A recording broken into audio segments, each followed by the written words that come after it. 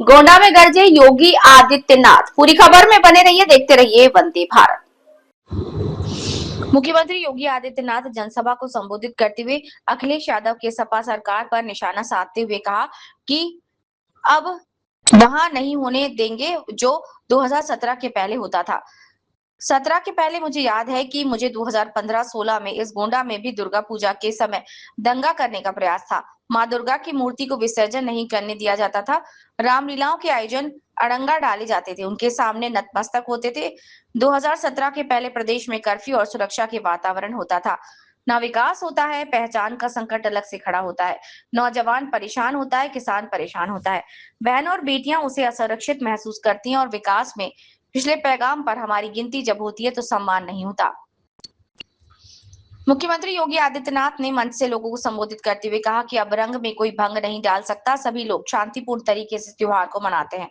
अगर कोई रंग में भंग डालने की कोशिश करेगा तो उसका वर्तमान तो जाएगा, भविष्य भी स्वाहा हो जाएगा। मुख्यमंत्री योगी आदित्यनाथ ने जनता से अपील करते हुए कहा कि आप लोग अच्छी वाली सरकार को चुनिए। अच्छी वाली सरकार को चुनेंगे तो उसका लाभ होगा, नहीं तो खराब सरकार चुनने पर उसका कामकाज आप लोगों को खामियाजा आपको भुगतना पड़ेगा। मुख्यमंत्री योगी आदित्यनाथ गोंडा के कटरा और कर्नलगंज विधानसभा क्षेत्र के लोगों के लिए 516 करोड़ रुपए की लागत से 262 परियोजनाओं का लोकार्पण और शिलान्यास करें। जनपद को नई पहचान दिलाएंगे और उसी पहचान के साथ इन जनप्रतिनिधियों के योगदान को लेकर के आपने अच्छे विधायक चुनाव जिता करके भेजे, परिणाम आपके सामने।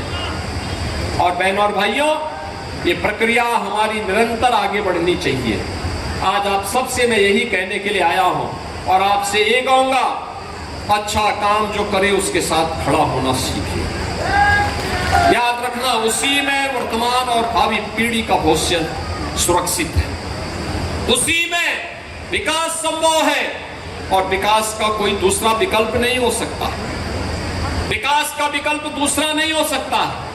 हमें उस विकास की प्रक्रिया के साथ बिना किसी भेदभाव के हर गांव को, हर नगर को, हर कस्बे को जोड़ने का कार्य करना है। और आज ये 516 करोड़ रुपए की परियोजनाओं का लाभ इन दोनों विधानसभाओं को देने के साथ ही हमने नए प्रस्ताव भी यहां से मांगे हैं कि यहां विकास के लिए जो अन्य योजनाएं हैं, इस कार्यक्रम में हम लोगों ने मटियारी घाट में भी एक दीर्घ सेतु के निर्माण को अपनी स्वीकृति प्रदान की है। साथ साथ घाघरा नदी के तट पर बॉस्पर निर्माण के बारे में भी यहां पर बाढ़ नियंत्रण के कार्यक्रम को भी अपनी स्वीकृति दी है। मेरा मानना है कि इससे हजारों एकड़ खेती को बाढ़ से बचाने में सहायता मिलेगी। तो टेढ़ी नदी पर भी नए सेतु के निर्माण की मांग जो वर्षों से लंबित थी, उस मांग के पूरा होने का लाभ भी इस पूरे क्षेत्र को उपलब्ध होगा। रमापुर में पशु चिकित्सालय का निर्माण और राजकीय ITI कर्नलगंज में आधुनिक कार्यशाला का निर्माण नौजवानों के लिए आज के अनुरूप नए रोजगार के सृजन में यह मदद करेगा। अनेक ऐसी परियोजनाएं यहां पर आज इन क्षेत्रों के लिए स्वीकृत हुई हैं, जो इस पूरे क्षेत्र की कायाकल्प करने में मदद करेगी। मुझे पूरा विश्वास है कि इन जनप्रतिनिधियों के नेतृत्व में आप सभी लोग मिलकर के कार्य करेंगे और गोंडा को आधुनिक उत्तर प्रदेश के आधुनिक गोंडा के रूप में इसको नई पहचान दिलाएंगे। बहनों और भाइयों, जब मैं गोंडा की बात करता हूं, याद करिए 2017 में देश का सबसे गंदे शहर के रूप में किसी शहर की चर्चा हुई थी तो गोंडा की चर्चा हुई थी।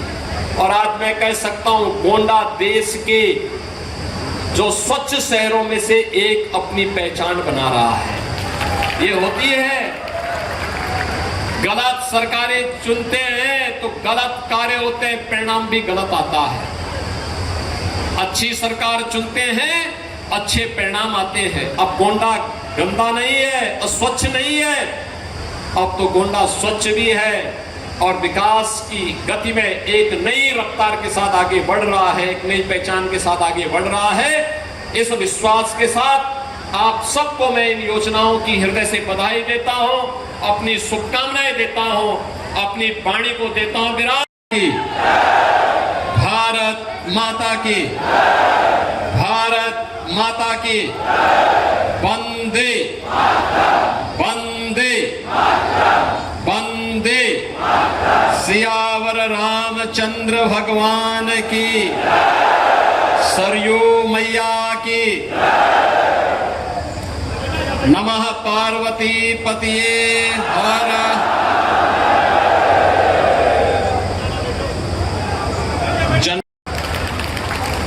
बहनों और भाइयों, आज मुझे एक बार फिर जनपद गोंडा में आने का अवसर प्राप्त हुआ है।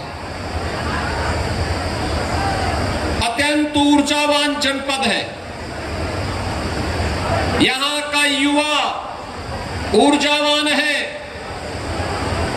यहां का अन्नदाता किसान परिश्रमी है।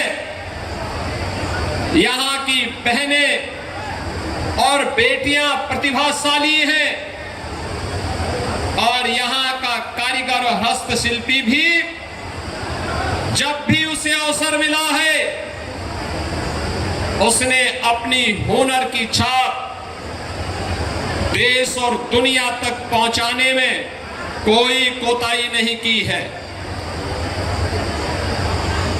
जनपद का अपना पौराणिक इतिहास है। इस जनपद ने देश की स्वाधीनता आंदोलन में अग्रणी भूमिका के साथ कार्य किया, लेकिन आजादी के बाद जो अपेक्षित विकास जनपद गोंडा का होना चाहिए था, वह बहनों और भाइयों, वह विकास तुष्टीकरण की भेंट चढ़ गया, अराजकता की भेंट चढ़ गया, भाई भतीजेवाद और जातिवाद की भेंट चढ़ गया और उसी का खामियाजा गोंडा जनपद को भुगतना पड़ा। जहां पर सरयू मैया की असीम कृपा रहनी चाहिए थी और जहां की फसलें लहलहाते हुए देश के पेट को भरने का कार्य करती, एक नियोजित प्रयास के अभाव में वह जनपद पिछड़ता गया और एक समय ऐसा भी आ गया था जब उत्तर प्रदेश के अन्य जनपदों की भांति ही गोंडा के नौजवानों के सामने भी पहचान का संकट आ खड़ा हुआ। पहचान का संकट, जहां पर अपने प्रदेश में तो नौकरी रोजगार नहीं, लेकिन जब इससे बाहर भी जाते थे तो नाम सुनते ही अन्य जनपदों के लोग, अन्य प्रदेशों के लोग 10 कदम दूरी बना करके चलते थे। लोगों को लगता था कि पता नहीं कौन ये व्यक्ति है, क्या करके आया है। आज मैं कह सकता हूं, पिछले 12 वर्ष में प्रधानमंत्री मोदी जी के नेतृत्व में और पिछले 9 वर्षों में डबल इंजन की भाजपा की सरकार ने प्रदेश के विकास के लिए जिन कार्यक्रमों को अपने हाथों में लिया है, आज उसके परिणाम आप सबके सामने देखते हुए बन रहे हैं।